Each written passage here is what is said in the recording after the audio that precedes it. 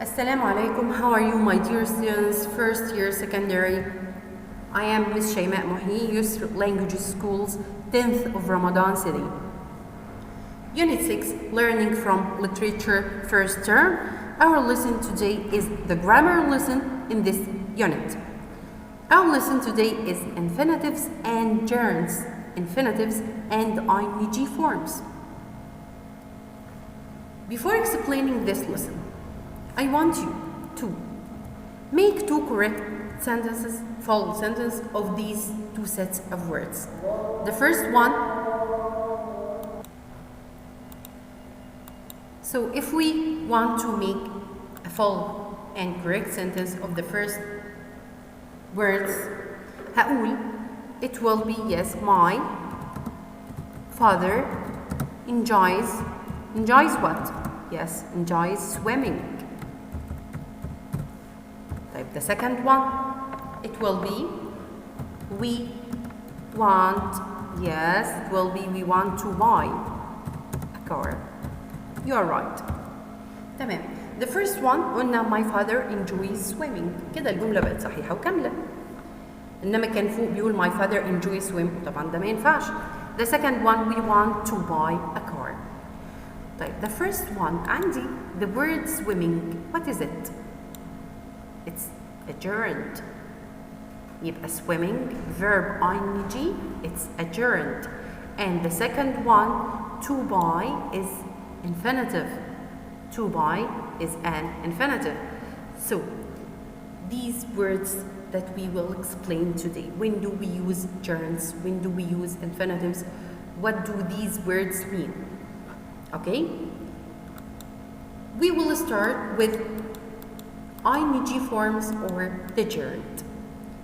يعني ايه ing forms ويعني ايه gerunds؟ الgerunds اللي هو الاسم المشتق من الفعل. الgerunds الاسم المشتق من الفعل. يعني verb plus ing. طيب, what does it mean gerund? Gerund means verbal form أساسه كان verb functions as a verbal noun. يعني هو كان أصله verb فعلا بس دلوقتي أصبح أو بيؤدي نفس عمل الverbal noun، يعني أصبح كnoun. أوكي؟ يبقى الgerunds زي ما احنا بنقول بالعربي الاسم المشتق من الفعل. Verbal form functions as a verbal noun. Okay. Read the following sentences. What part of speech are the underlined words? يعني أنا عايزة أعرف what part of speech الكلمات اللي هي underlined دي مع إيه تصنيفها؟ Noun, verb, preposition, adjective. What is it? The first one, learning from literature is very useful. Learning هنا, it's a noun. The second one, how much time do you spend reading? Reading is a noun, gerund. I like swimming. يبقى ده verb plus ing or ing form is gerund, which functions as a verbal noun. Okay?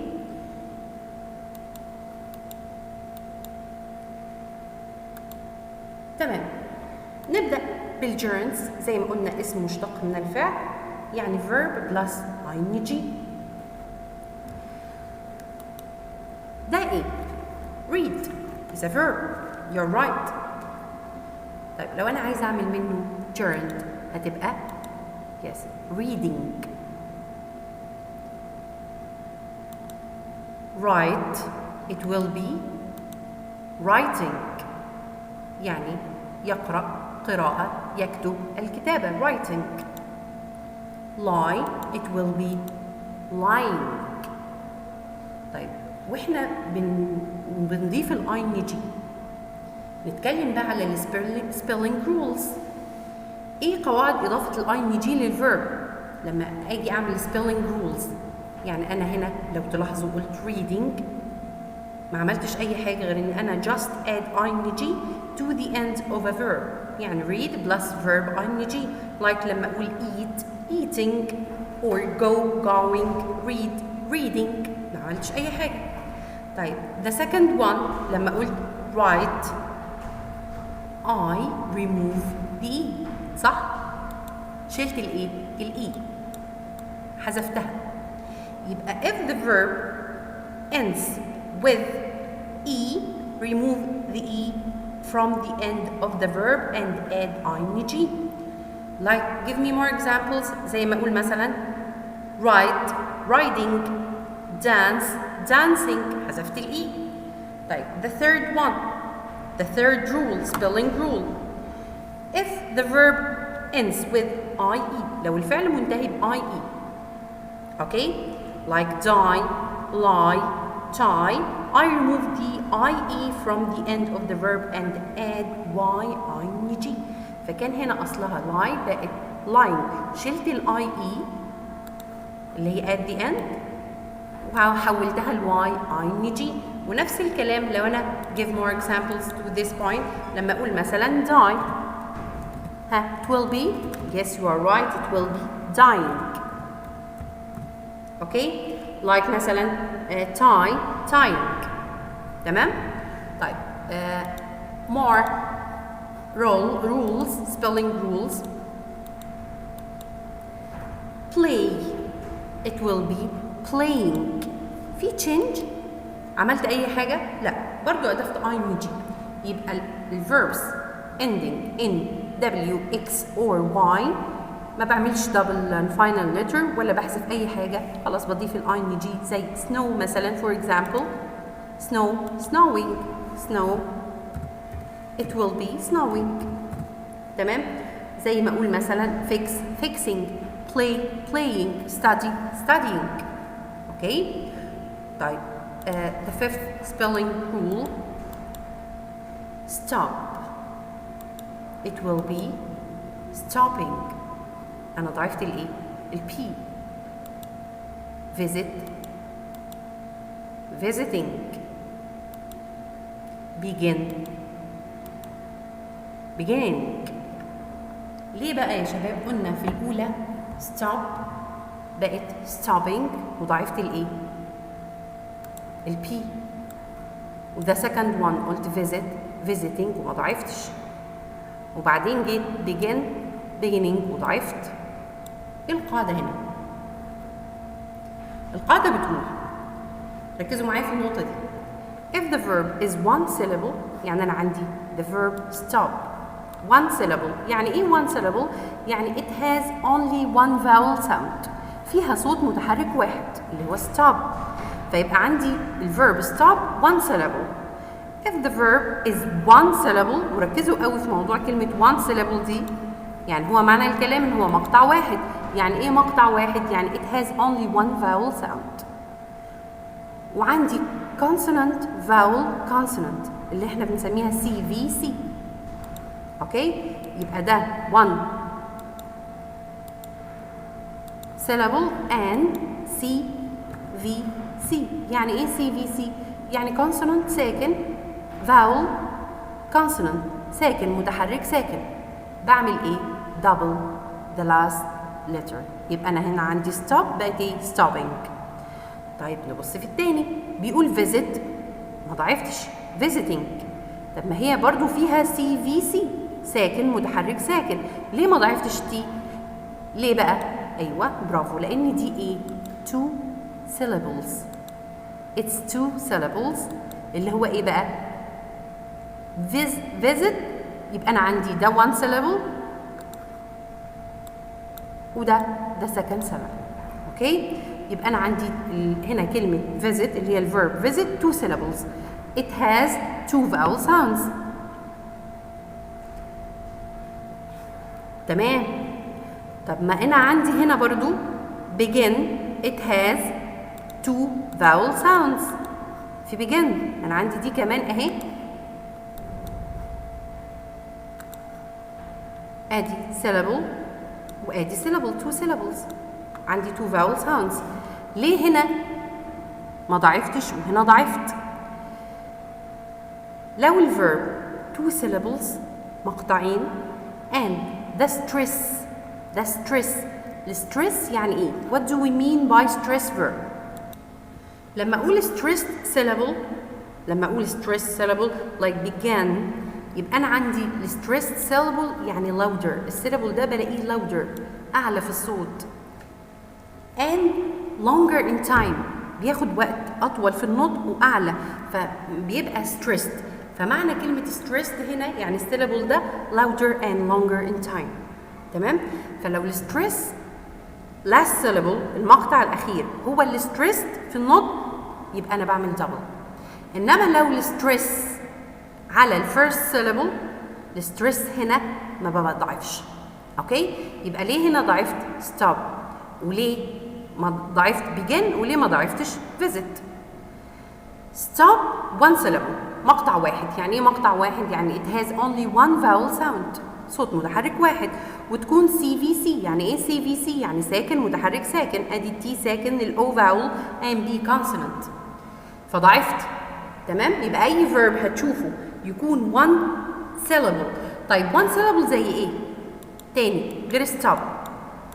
لو انا هعمل more examples like مثلا cut one syllable. اوكي؟ طيب خلاص one syllable و CVC يعني ساكن متحرك ساكن ضعف يبقى cutting. like what؟ زي run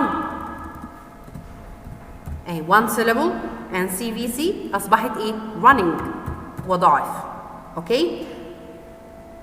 يبقى دول 3 examples لل one syllable. طيب نيجي لل 2 syllables زي visit و begin.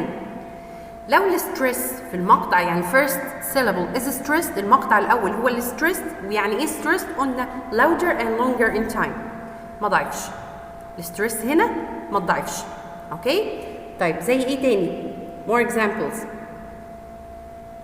زي ما أقول مثلا happen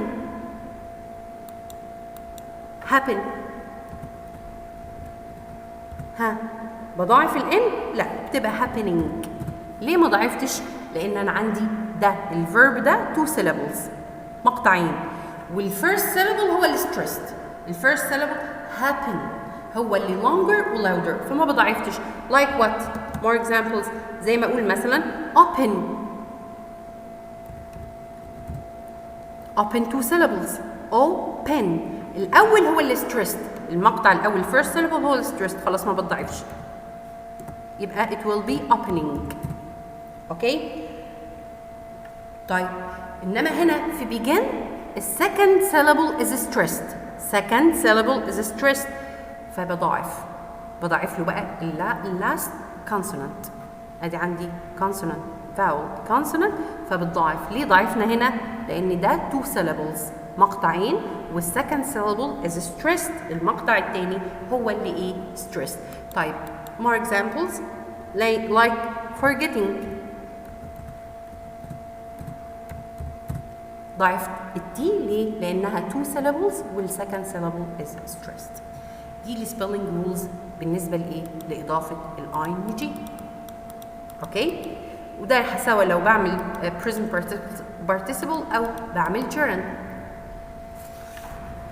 موضوعنا الأصلي إن الgerund is a verbal form functions as a verbal noun. تمام؟ وقلنا إن الgerund has the same spelling as a present participle. يعني ده gerund وده present participle كspelling. تمام؟ بس functions differently. بس هو بيبقى وجوده في الجملة مختلف جدا عن ال present participle. قبل ما ندخل في النقطة دي في حاجة عايزة أوضحها لكم. لما بقول إن هو gerund، هل الgerund ده noun؟ تمام هو noun. طيب لو أنا مثلا عندي كلمة introduce for example، introduce is a verb صح؟ طيب introducer and introducing and introduction.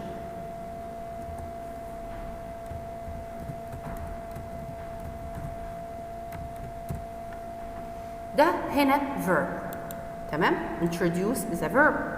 طيب introducer noun، introducing noun، introduction noun. هما كلهم نفس يعني بيدوروا في نفس الكلمة. introduce يقدم، introducer مقدم، introducing تقديم، introduction مقدمة. فين الجيرند في دول؟ اهو هو ده الجيرند اللي هو مين؟ introducing. يبقى introducing is the gerund. يبقى لما بقول الجيرند هو noun فعلا، بس بيعمل noun للاكتيفيتي نفسها، مش للthing ولا للبيرسون. يعني لما اقول ده gerund يبقى noun تمام. طب ما هو ده noun بس ده الاكتيفيتي اللي هو التقديم نفسه، انما ده هنا بيبقى الthing اللي هو المقدمه، وده البيرسون. يبقى introduces a verb, introducer is a noun, introducing gerund and introduction noun.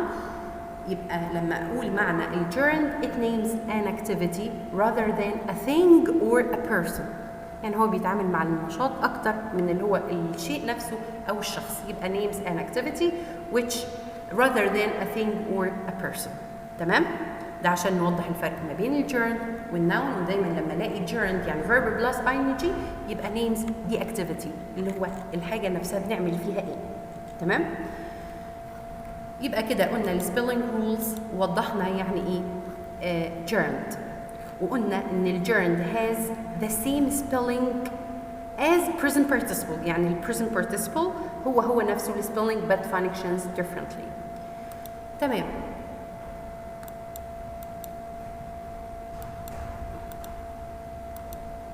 طيب هل كل الاسم او اي فعل لو انا هعمل منه اسم او اشتق اسم من فعل بينطبق على كل الافعال اللي في الانجليش؟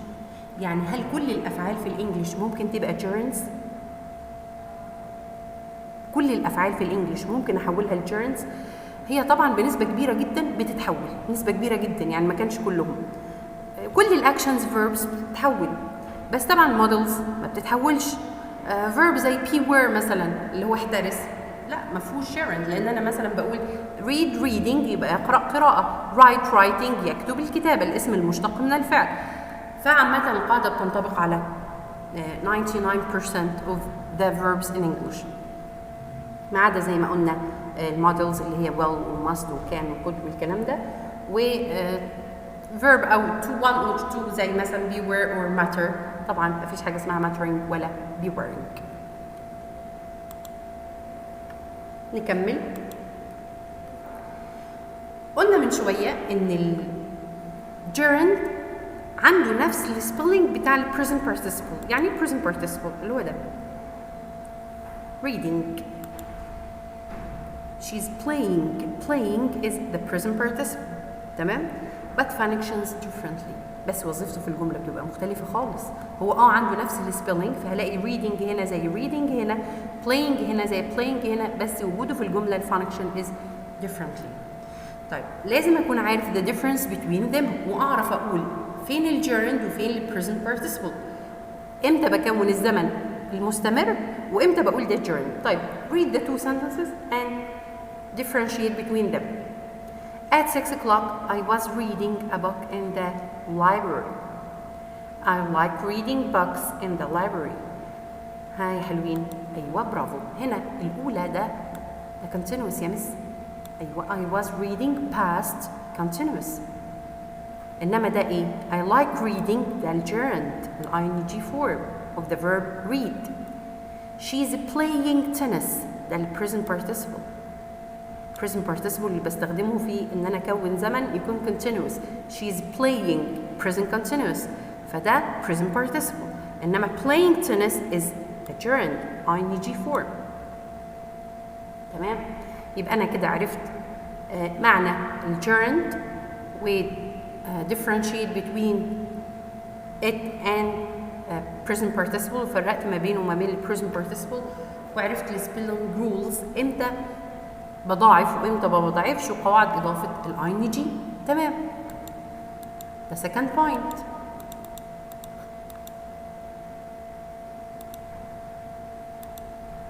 اليوسز.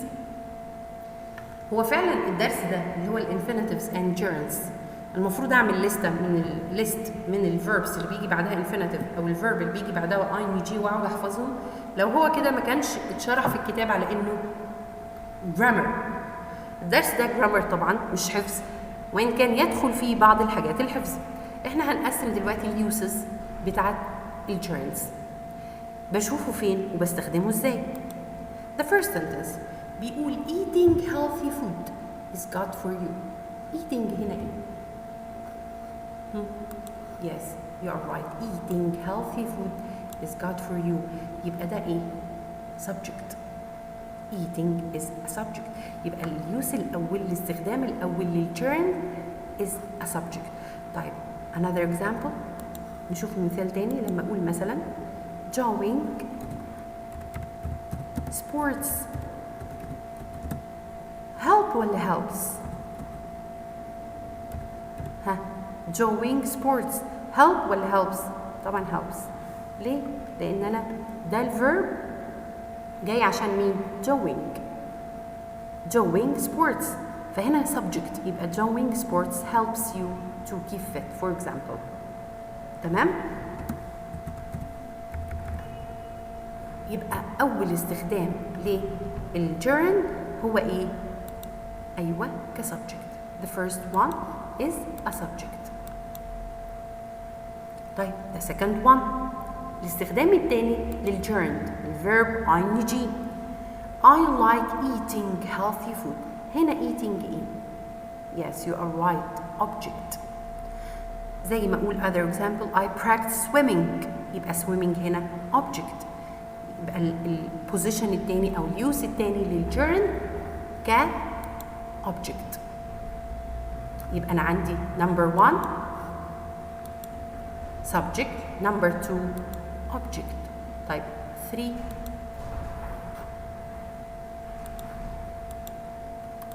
read this sentence. She is interested in reading. She is interested in reading. in هنا ايه؟ preposition صح؟ يبقى third use للgerund after prepositions. The third use is after preposition. لما يجي لي preposition حرف جر لازم يجي بعده ايه؟ gerund. طيب more examples، خلينا كده نشوف more examples about this point. لما اقول مثلا we can't do without، ما نقدرش نستغنى عن ايه؟ we can do without for example drinking water. تمام؟ يبقى أنا بعد الpreposition استخدمت إيه؟ gerund. تمام؟ What else؟ لما أقول she is objected to attending. الله يا مس، ده احنا عارفين في قاعدة قديمة بتقول إن to plus infinitive. لا، مش كل to plus infinitive، وده اللي هنعرفه بعد شوية لما نبدأ الفول infinitive. لما بيقول to plus infinitive، لما بقول يريد أن، فهنا أقول plus to plus infinitive. إنما objected to معترضة على، يبقى هنا ده preposition، فهنا to is a preposition. أوكي؟ فafter preposition we add إيه؟ we add gerund. بعد أي preposition بضيف gerund verb ing. فهنا to مش بتاعت الفول infinitive، ولا هنبدأ بعد ما نخلص بس الgerund نشرح إيه هو الفول infinitive وإيه القاعدة اللي بتقول إمتى to infinitive. فهنا ده preposition. طيب more examples على البوينت دي. لو أنا هعمل more examples، لو قلت مثلا for example she is looking forward to attending، يبقى preposition plus verb ing. طيب نقرا الجملة دي كده كويس. لو قلت مثلا I wrote a paragraph. تمام؟ about what؟ swimming. تمام؟ أنا كتبت paragraph عن swimming. طيب نقرا الجملة دي. Is it right to say I wrote a paragraph about to swim?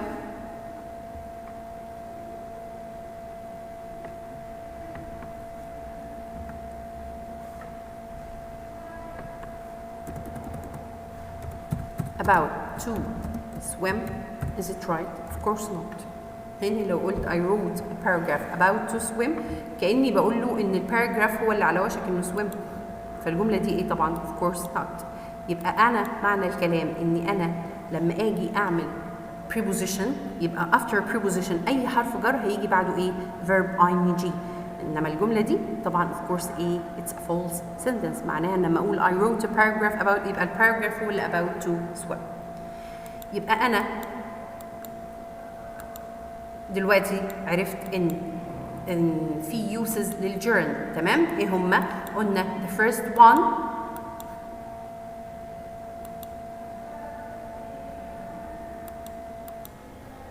subject, object, and the third after prepositions. طيب كده خلصت الuses؟ لا.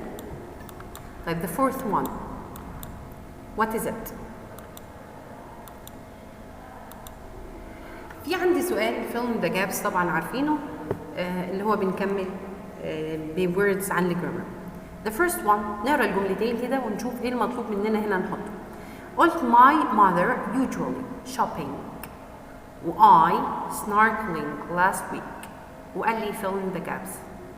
Is it right to say in the first one my mother usually is shopping؟ هنا لو قلت is صح. والتانية لو قلت I was snorkeling last week صح. لا. ليه؟ أنا لو قلت هنا is shopping يبقى ده حاجة happening now قدامي وده ينافي القاعدة. هنا بيقول my mother usually يبقى عايز habit. فلما يقول habit حاجة بتحصل عادة وتقول لي is shopping لا يبقى أنت غلط. يبقى is هنا خطأ. طيب والتانية لو قلت I was snorkeling last week صح. لو قلت was لا مش صح. ليه؟ لأن لو قلت I was snorkeling وقلت last week ووقفت كده مش ده الاستخدام الصح للpast continuous.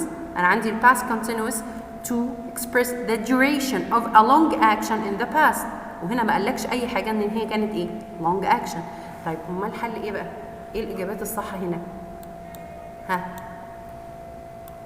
Yes, you are right.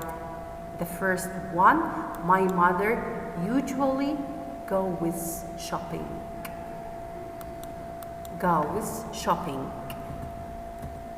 طيب والتانية it will be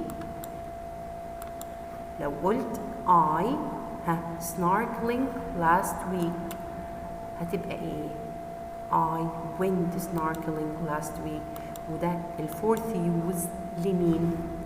للجيرند اللي هي go plus gerund. يعني لما يجي لي الجملة فيها go أو went طبعا يجي بعدها gerund. فهنا قلت my mother usually عشان أكمل الجملة بالشكل الصح لأن الجملة expresses a habit بتعبر عن habit. فما ينفعش تقول لي is shopping دي happening now حاجة بتحصل دلوقتي فأصبحت go is shopping. والتانية عايزة أقول my or I yes went snorkeling. I went snorkeling last week عشان أعبر عن الجملة بالشكل الصح. ودي قاعدة اسمها الفورث يوز بتاع مين؟ yes بتاع الجيرند go gerund. يبقى أنا ده number 4. تمام؟ طيب more examples. لما أقول إيه مثلا go diving go swimming go shopping go snorkeling go scuba diving يبقى go plus gerund. يبقى ده الفورث use for gerund. complete.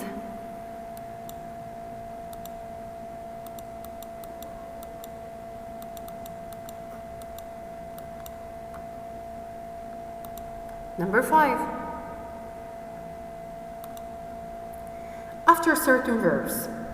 وده الجزء الوحيد اللي هي مطلوب مني احفظه دلوقتي. و after certain expressions. في افعال معينه بيجي بعدها الجيرند. تمام؟ وفي expressions معينه بيجي بعدها الجيرندز. طيب نشوف examples اللي هي الموست common زي لما اقول مثلا avoid اللي هي يتجنب. avoid بيجي بعدها gerund verb ing. يعني ما ينفعش avoid she avoids practicing. ينفع اقول she avoids to practice؟ لا. اوكي؟ وعندي كمان ايه؟ keep, finish, admit,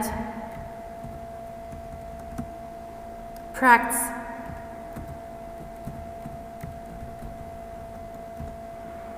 تمام؟ يبقى دي الكومن verbs اللي بيجي بعدها verb ing.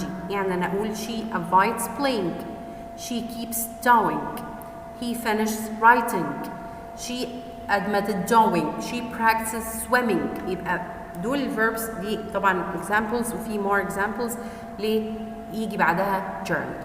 طيب certain expressions زي ايه الاكسبريشنز اللي بيجي بعدها كمان الgerund؟ زي ما اقول مثلا no use, it's no use doing this, مفيش فايدة اللي انت بتعمله, it's no use يجي بعدها الgerund. can't stand, can't stand معناها ايه هنا؟ لا يتحمل. اوكي؟ يعني اقول I can't stand waiting, مش قادر استنى. can't stand بيجي بعديها الgerund. زي what else؟ don't mind, don't mind اللي هو لا يمانع. I don't mind going with you. تمام؟ what else؟ زي ما اقول مثلا how about اللي هي للsuggestion, أو what about, how about or what about للsuggestions. يبقى دي examples اللي مين؟ اللي after certain verbs زي avoid, keep, finish, admit, practice. و after certain expressions زي no use اللي هي لا فائدة, it's no use writing more, I can't stand waiting, I don't mind playing, how about going, what about eating. ودي بستخدمها للايه؟ للsuggestions. تمام؟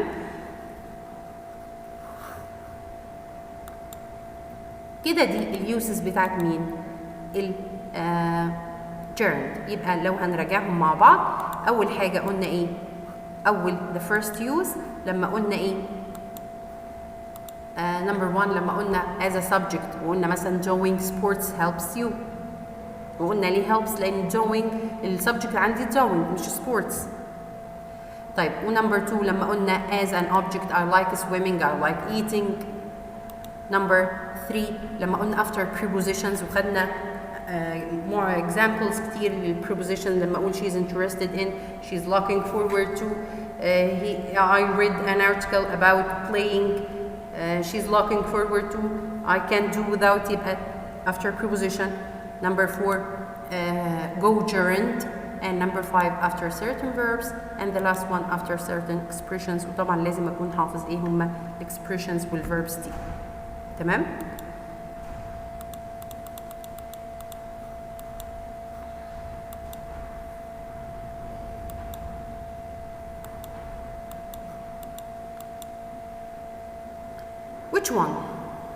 which one ايه المقصود بده؟ نشوف. donating and donation, advising and advice. يا ترى امتى استخدم دي وامتى استخدم دي؟ احنا اتفقنا ان donating is the gerund which names the activity, انما donation اللي هو الثينج نفسه اللي هو الاكت, وده نون وده نون, ومفيش الفرق ما بينهم او طريقه الاستخدام بتقول لو انت هتعمل زي ما احنا بنقول بالعربي كده الاضافه, يعني مضاف ومضاف اليه, يبقى بستخدم donating. يعني مثلا انا بقول التبرع بالدم, صح؟ يبقى donation blood ولا donating blood؟ يعني انا عايزه اقول التبرع بالدم, يبقى اكيد ايه؟ donating blood, donating blood, لان ده تبرع بالدم. طيب انما لما قلت مثلا في يونت 2 لما درسنا محمد صلاح وقلنا محمد صلاح is admired for his kind and generous donation. تمام؟ فزي ما احنا بنقول كده بالعربي لو في مضاف ومضاف اليه استخدم الجيرند donating blood, ونفس الكلام بالنسبه لادفايزنج وادفايس. انا اقول مثلا نصح الاخرين او نصح الطلبه, اقول ايه؟ yes advising students, advising students. فانا عملتها هنا ايه؟ مضاف ومضاف اليه. انما ينفع اقول advice students؟ لا, I ask for advice. يعني أنا ممكن أقول له ask for advice مثلا.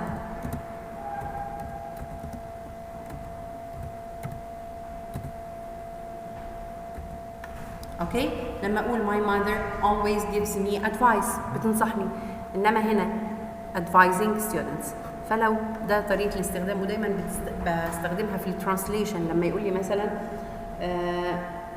تطوير التعليم، يبقى او تحسين التعليم، اقول improvement education ولا improving education؟ طبعا اكيد ايه improving.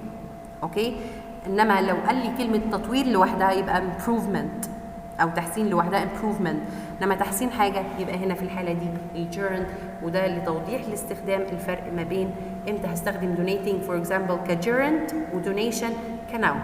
فلو في حاجه مضافه ليها بستخدم مين؟ الجيرند. تمام؟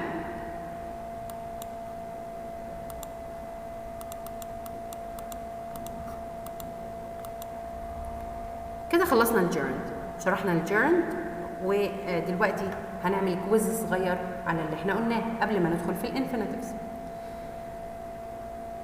Number 1, very intelligent can help people to do amazing things. B, being, it's being, he has. What's the right answer here?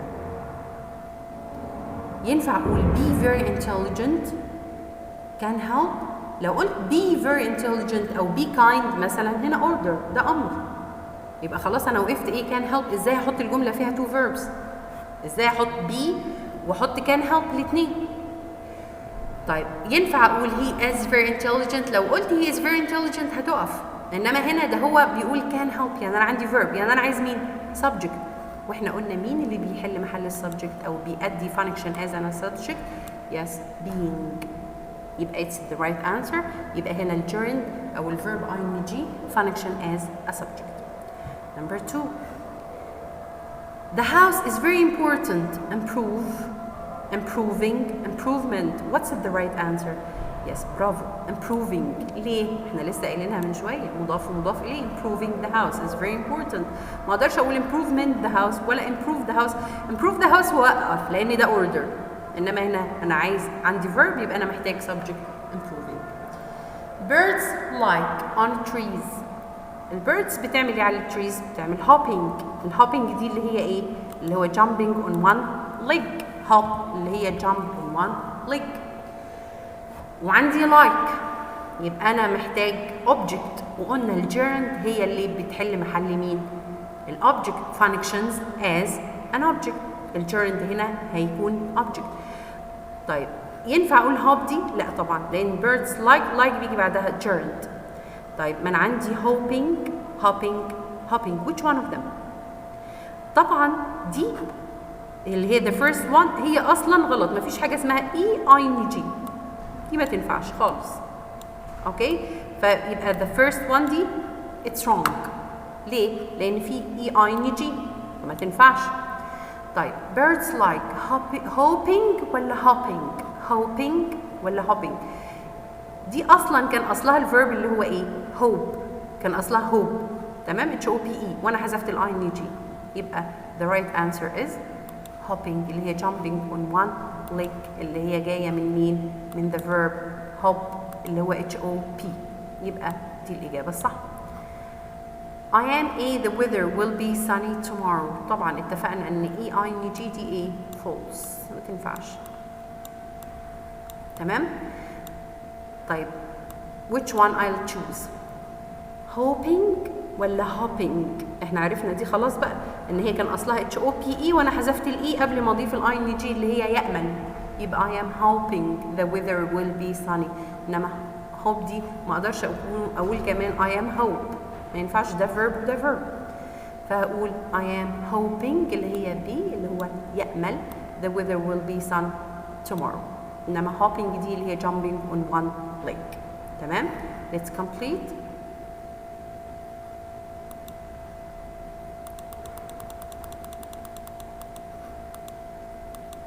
Number 5, we must. Mixing with bad friends. Want, be, avoid, begin. Which one is the correct answer? Yes, it's avoid. avoid بمعنى يتجنب، وجي بعدها verb ing زي ما احنا عارفين. we must يبقى avoid هي الإجابة الصح كmeaning وكstructure. we must avoid mixing. How about number 6? Many historic places during the holiday. Visiting, to visit, to visiting, visit. The right answer طبعا زي ما قلنا من شوية how about or what about للsuggestion بيجي بعدها gerund verb ing. Many people in our town object the new bridge. object اللي هو معترض objected to وبيجي بعدها gerund. يبقى الإجابة الصح to building. تمام؟ معترض على. وهنوضح امتى to infinitive دلوقتي. Number 8 I took a deep and started the test. والإجابات عندي breath, breathing, breathe. What's the right answer here? Is it right to say I took a deep breathing and started the test? لا. الإجابة الصح عندي I took a deep breath. احنا قلنا ال ing gerund which names the activity بتعبر عن مين؟ لما اقول breathing الاكتيفيتي اللي هو عملية النفس الشهيق والزفير، انما breath اللي هو النفس نفسه. ف I took a deep breath. طب لو هنستخدم breathing في جملة اقول مثلا players can control their breathing، يعني اللي بيلعب بيقدر عشان يبقى to be successful فبقول he can control his breathing، بيقدر يتحكم في ايه؟ في عملية التنفس نفسها اللي هي الان والاوت للاكسجين والكربون دايوكسيد. انما هنا breath I took a deep breath يبقى لازم افرق ما بين الجيرند اللي هو names the activity نفسها او الثينج اللي هي الاكت او البيرسون. كده احنا شرحنا كل حاجة خاصة بمين؟ بالجيرند. We will start the infinitive.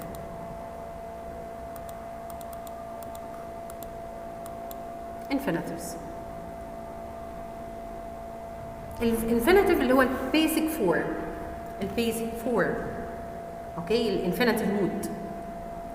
يعني infinitive without any additions. مفيش أي إضافات. تمام؟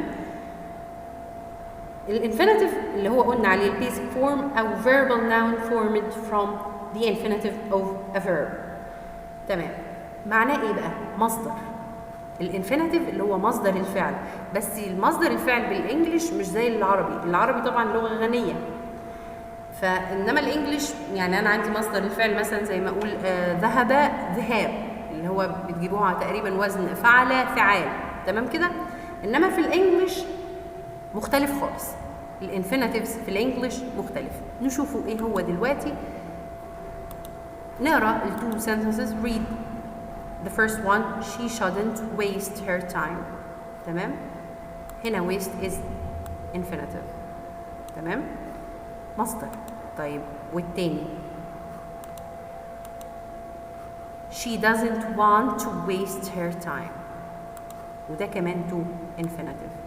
أنا عندي نوعين من الانفينيتيفز. عندي نوعين من الانفينيتيفز. The first one is bare infinitive and the second one is full infinitive. يبقى ال bare infinitive يعني without to. الانفينيتيف without to. أنا عندي two kinds of infinitives نوعين. The first one اللي هو ال bare infinitive. bare infinitive يعني without to. لما أقول she shouldn't waste مفيش to هنا.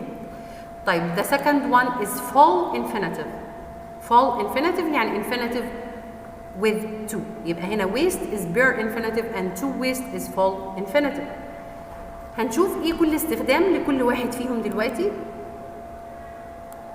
يعني امتى بستخدم ال bare infinitive وامتى بستخدم ال full infinitive. هنبدأ بال bare infinitive. تمام؟ Number 1 نقرا الجملة ونطلع منها الاستخدام. She had better study well. She had better study well. had better طبعا اللي هي بستخدمها للstrong advice للنصيحة دي مش ماضي ولا حاجة. had better زي should اللي هي strong advice بيجي بعدها bare infinitive يعني without to.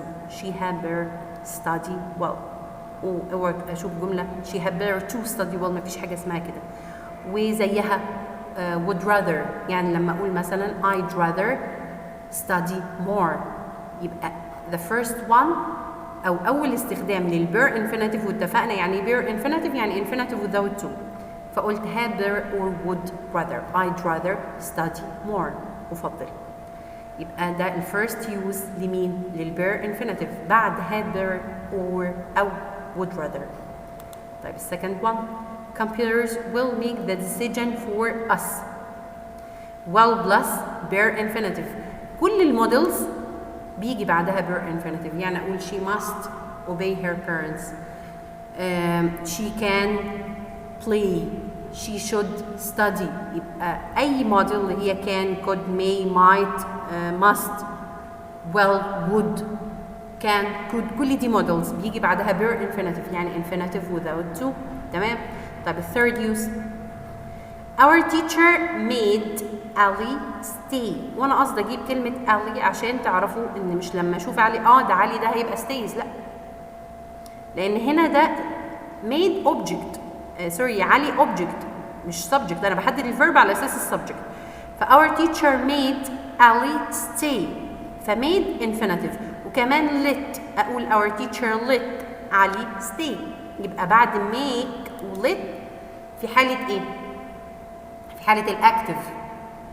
لو الجمله اكتف our teacher made Ali stay، our teacher let احمد stay او let him او let them اي object. فmade object infinitive او let object infinitive في حاله الاكتف. يعني ايه في حاله الاكتف؟ يعني لو الجمله اكتف. طب امال لو باسيف؟ نشوفها كده. لو انا هحول الجمله دي لباسيف هتبقى ايه؟ yes علي وعندي الفيرب made يبقى was made. was made ايه what؟ was made to stay. ليه قلنا هنا made؟ احنا قلنا made بيجي بعدها او let او make بيجي بعدها الفيرب infinitive ده لو هي active، لو الجمله مش مبنيه للمجهول. انما هنا علي was made to stay يبقى هنا لو الجمله في حاله passive مبني للمجهول وعندي make او let بحولها لايه؟ تبقى بعدها to stay. تمام؟ طيب نشوف number 4 open the door please، وده order. اي orders اي امر ببداه بالبير infinitive. يبقى انا عندي 4 uses لمين؟ للبير infinitive يعني without to. فقلت had there او would rather. بعد المودلز اي مودلز will can could may might اي موديل. بعد make و let في حاله الايه؟ الاكتف بس، انما في حاله الباسيف بتبقى to infinitive. وطبعا الاوردرز يعني help your mother carry the bag ببداها بالبير infinitive. تمام. نيجي بقى لمين؟ للفول infinitive. اتفقنا ان الفول infinitive اللي هو to infinitive to plus infinitive، وقلنا ان المصدر في الانجليش مختلف عن المصدر العربي. زي مثلا زي ما قلت ذهب ذهاب او زرع زراعه، ده المصدر وبجيبها على وزن، وانتوا طبعا عارفين الحاجات دي. انما بالانجليش لا. طيب المصدر في الانجليش ازاي؟ I want to read. Yes. She asked me to help her. I expect him to come.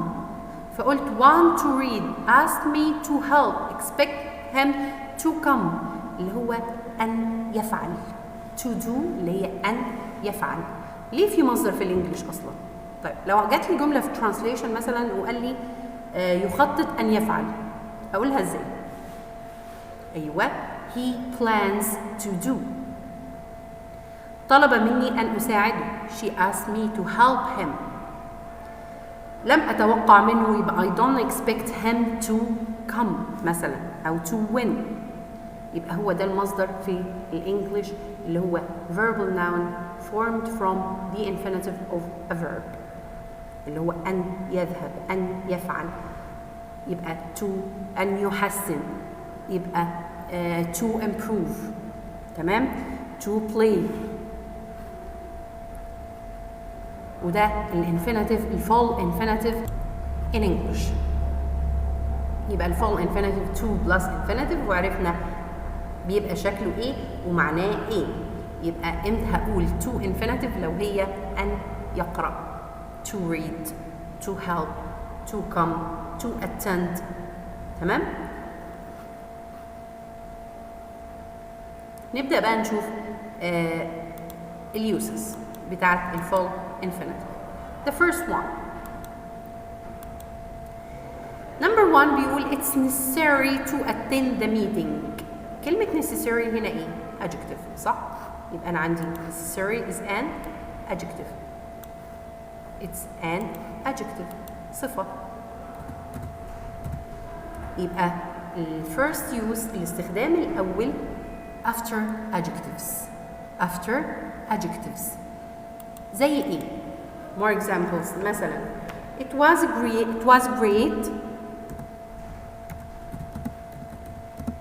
great to see him, for example.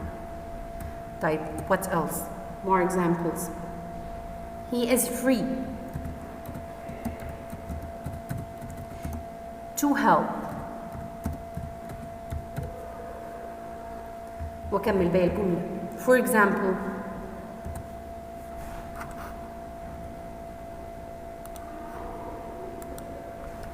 I was surprised to when. كنت مندهش ان انا يبقى after adjectives. يبقى the first use is after adjectives. بعد الصفات. ما عدا worth. ما عدا worth. الادجكتيف اللي هي worth. It's worth reading. يستحق القراءة. ما اقولش worth to read. يبقى كل الادجكتيفز ما عدا worth. فما اقدرش اقول it's worth to read زي باقي الادجكتيفز، لا بقولها worth a reading، تستحق القراءة. يبقى دي الادجكتيف الوحيدة اللي نازلة في الاستثناء. تمام، نكمل. The second one. We go to school to learn. We go to school to learn. هنا to express what? Purpose. To express purpose. الغرض. أقول we go to the library to read. خلاص؟ يبقى I buy the tickets to travel. يبقى to infinitive في حالة إيه؟ express purpose. الغرض. ليه؟ يعني مثلا we go to school because we want to learn. أو we go to school to learn على طول، يبقى to هنا جاي للتعبير عن إيه؟ purpose. تمام؟ طيب the third one. She decided to watch the film instead. She decided to watch the film instead. هنا الجملة قلت decided to infinitive. ليه قلت decided to infinitive؟ يبقى after certain verbs. في أفعال معينة زي ما كان في certain verbs لمين؟ للgerund، في برضو في certain verbs للإيه؟ للinfinitive. إمتى؟ في أفعال معينة بتاخد إيه؟ يجي بعدها إيه؟ الفول infinitive اللي هو to plus infinitive. طيب like what؟ عندي مثلا examples كتير زي ما أقول expect. تمام؟ زي ما أقول decide. She decided to go. زي ما أقول he agreed to play. Agree to infinitive. She offered to help. Offer to help. She wants to play. Want to. We need to improve. تمام؟ كل دي بيجي بعدها ايه؟ infinitive. Hope to. Offer to. تمام؟ يبقى دي certain verbs بيجي بعدها الانفينيتيف، زي ما كان في certain verbs بيجي بعدها الجيرند زي keep وفinish وadmit وpractice وavoid بيجي بعدها الجيرند. هنا زي expect, decide, agree, offer, want, need. تمام؟ Let's complete the fourth one.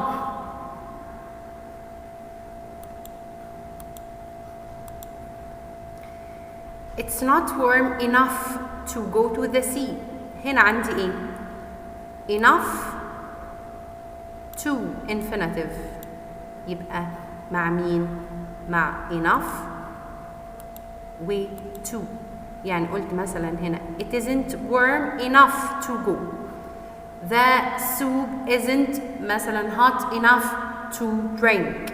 يبقى بشكل كافي، الجو مش دافي بشكل كافي ان احنا نروح للبحر. او مثلا it's too cold to go to the sea. جو بارد جدا ان انا اروح، فلو لقيت to في الجمله يبقى بستخدم معاها to infinitive، او enough برضو بستخدم معاها to infinitive، زي ما اقول it isn't warm enough to go to the sea. يبقى انا كده عملت كام يوز للفول infinitive. let's number them and revise them. قلت after certain adjectives، كل الادجectives تقريبا ما عدا خد بالك من worth بيجي بعدها verb ing، و to express purpose للتعبير عن الغرض، انا بعبر ايه الهدف من ان انا اعمل حاجه، و after certain verbs، وطبعا الverbs دي لازم تتحفظ، ومع to and enough. دي اليوسز او البوزيشنز اللي بلاقيها فين؟ في الفول infinitive اللي هو to plus infinitive. طيب complete.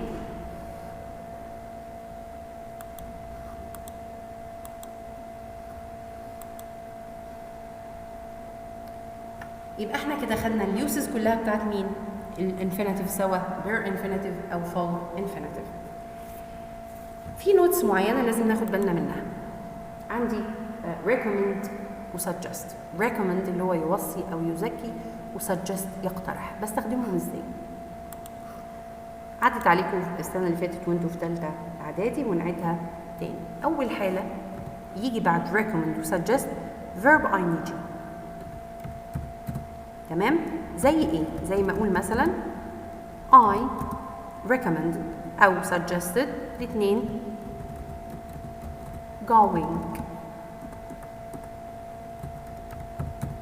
to the sea. تمام؟ يبقى اول حاجه ان انا يجيب بعدها ايه؟ verb ing اللي هو الجيرند. طيب الحاله الثانيه ان يجي بعدها that، وده مش شرط يعني، ممكن احط that او لا عادي، ويجي subject اللي هو he او she او it او you، اي subject، ويجي bare infinitive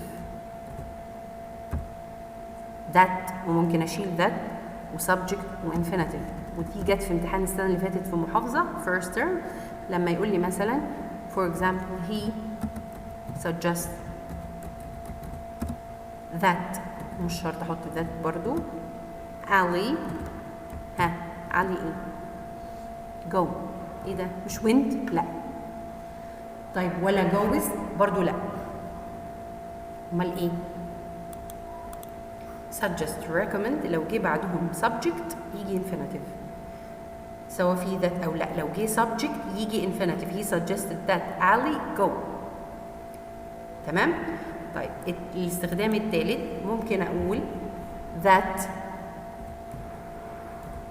ويجي بعدها subject برضو، وبعدين should وinfinitive bare infinitive. طبعا احنا عارفين should امادو، ودايما اللي هي الحاله اللي بيبقى فيها should دي دايما بتلاقيها مرتبطه ان ال recommended او suggested يكون قبلها past.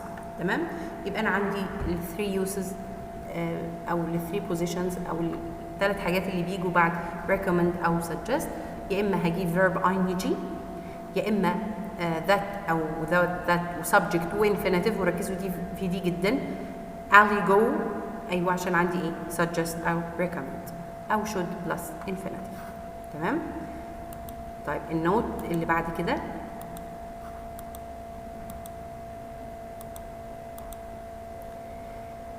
احنا خدنا ان في verbs followed by to infinitive او ing في افعال معينه، زي ما قلنا بيجي بعدها to infinitive، في افعال بيجي بعدها verb ing، وقلنا امثلتهم في كل واحد.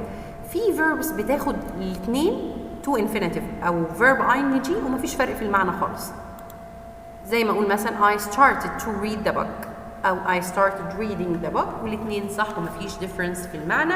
وفي تاني في more verbs بتاخد برضو to infinitive او verb ing with no difference، يعني عادي لما اقول مثلا I start to read او started reading.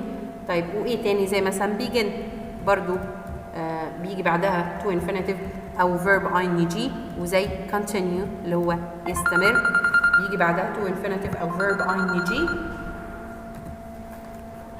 without difference in meaning. أول she began to study أو she began studying. She continued to practice. She continued to practice أو she continues practicing، والاثنين صح no difference in meaning. وفي نقطة مهمة جدا اللي هي verbs followed by to infinitive بيجي بعدها to infinitive و ing بس في فرق في المعنى but there is a difference فرق واضح between them. نشوفهم ايه هم الverbs دي.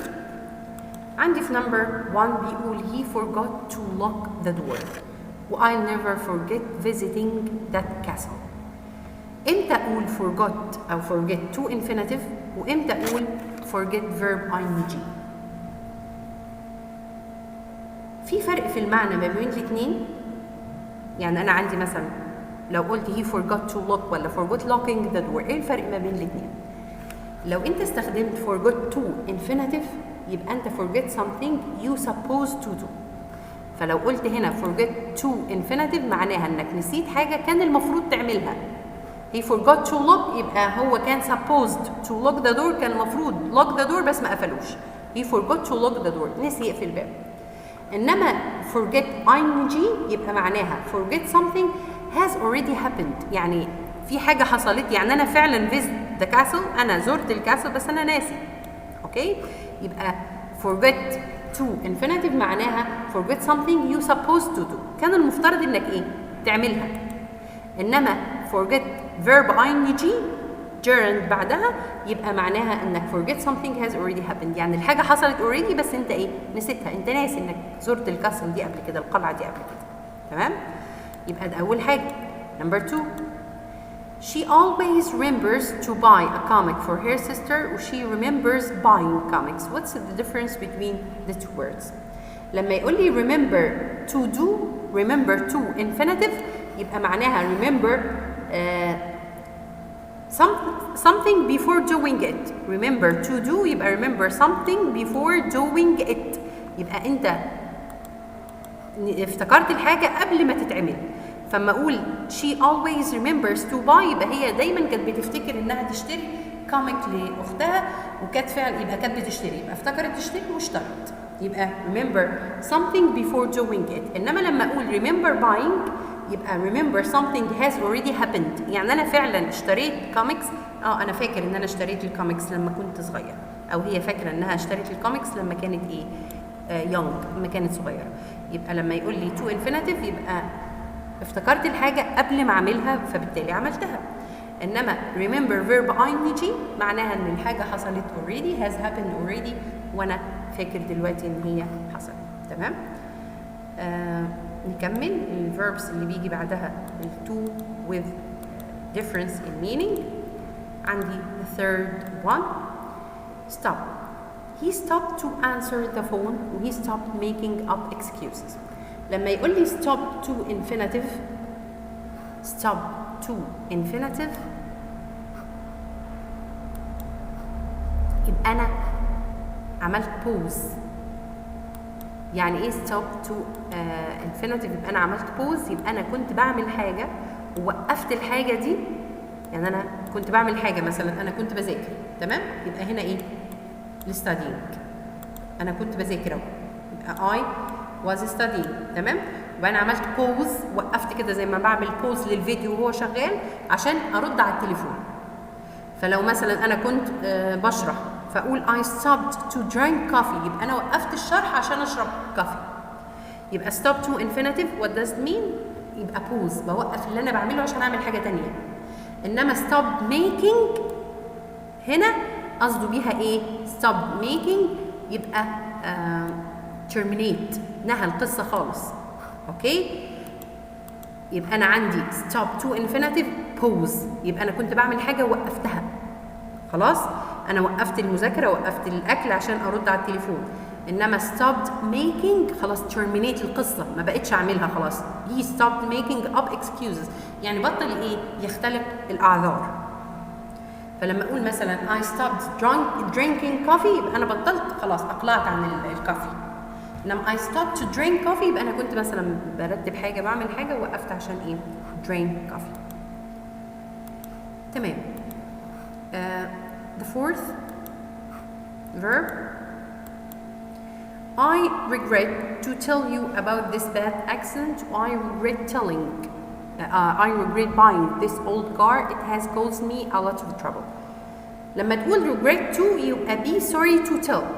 يعني أنا آسف، أنا مضطر أقول لك على الأخبار الوحشة اللي عندي. I regret to tell يبقى sorry to tell you. أنا آسف هقول لك على الكلام ده، أنا مضطر أعمله.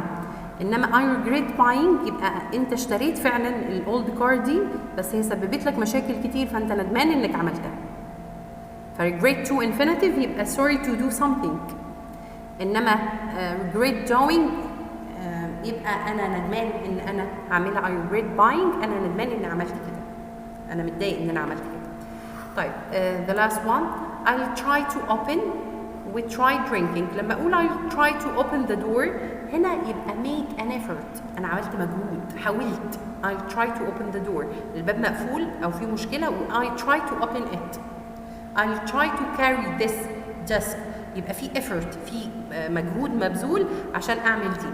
إنما try verb ing معناها to do something to see what effect. أنا هعمل حاجة وأشوف النتيجة بتاعتها. فأنت عندك مثلا sore throat، عندك التهاب حلق، try drinking some hot tea وشوف النتيجة هتعمل إيه. أوكي؟ فأنا ما أقول مثلا try to do something يبقى أنا في effort، أنا بحاول أعمل ده، هبذل مجهود عشان أعمله. إنما try doing يبقى نجرب كده ونشوف إيه اللي هيحصل. أوكي؟ وده كده الدرس خلص بتاع الانفينيتيفز والجيرند. آخر حاجة الكويز. I don't mind number 1 I don't mind يبقى to them if you want to. قلنا don't mind من الاكسبريشنز اللي بيجي بعدها الجيرند، صح فاكرين؟ يبقى I don't mind talking. طيب my family chose يبقى اختار أن اللي هي choose to أو chose to infinitive. to build دي من الverbs اللي بيجي بعدها to infinitive. He finished Treasure Island while he was ill in bed to wrote writing. طبعا finished writing لأن عندي الverbs بيجي بعدها verb ing finished. You must stop other people. stop ده احنا ناخد بالنا هي to infinitive ولا verb ing. أقول you must stop to criticize ولا criticizing ولا criticize لوحدها ولا to criticizing. احنا قلنا stop يجي بعدها to infinitive أو verb ing وفي فرق في المعنى. I think they would be annoyed. الناس هتتضايق من كتر ما انت criticize بتنقدهم. يبقى تعمل pause ولا تعمل terminate تنهي القصة خالص؟ لا تنهي، يبقى أكيد إيه؟ criticizing. You must stop criticizing. بطل نقد الناس. تمام. نشوف باقي الكويز.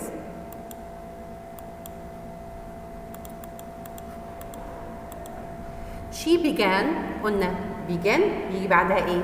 Yes you are right. الاثنين التو infinitive والverb ing with no difference. مش احنا لسه قايلين ان start و begin and continue for example بيجي بعدهم تو infinitive verb ing ومفيش فرق في المعنى. هو هنا جايب لي ايه؟ to write ولا write ولا wrote ولا written. طبعا the right answer is she began to write. I forgot buying milk when I went to the shop ولا I forgot to buy milk. ما احنا قلنا forget يا to infinitive يا verb ing. طبعا forget bought ما تنفعش و forget buy ما تنفعش، يبقى انا ما بين to buy و buying. المعنى الصح هنا ايه؟